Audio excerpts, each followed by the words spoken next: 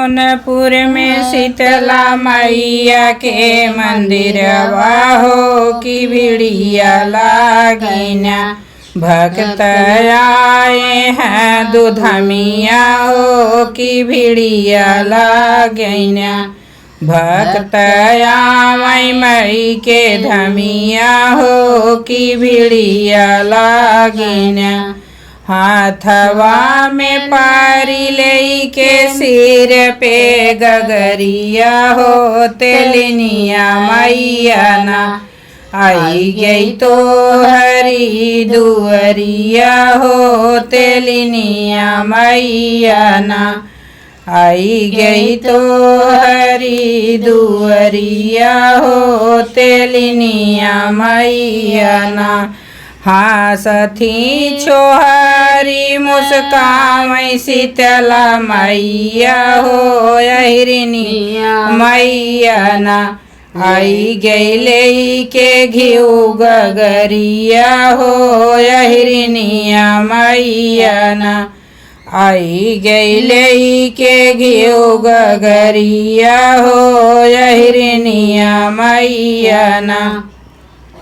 सिर पे टोकरिया हाथ में चुनरिया हो गजला वाले के ना।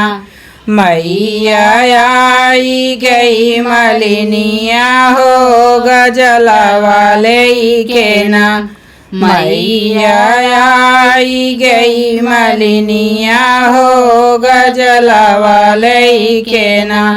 हाथ में कलामिया बगल में के पोथिया हो की हथवा ले के ना। आई गई बाबनी पोथिया हो की हथवा ले के ना। आई गई बाबा भनिया मैया पोथिया ले के ना। तेलवा तले बैठो हरी हम ही तेलिनिया से घिया नवाले बहना। छोहरी हम हिरनिया से घिया नवाले बहना। छोहरी हम हिरनिया से घिया नवाले बहना। तेलवा कदिया ना छोहरी धुआं ना निकली है हो घिया नामा दिया नाना।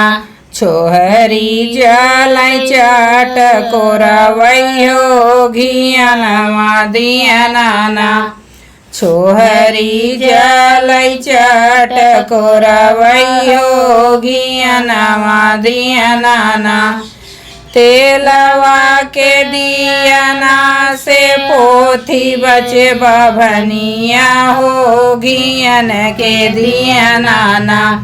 छोहरी करबई हम सिंगरवा हो घियन के दिया नाना। छोहरी करबई हम सिंगरवा हो घियन के दिया नाना। जौनपुर में शीतला मैया के मंदिरवा हो की भिड़िया लागिना। भक्त आमई माई के धमिया हो की भिड़िया लागिना।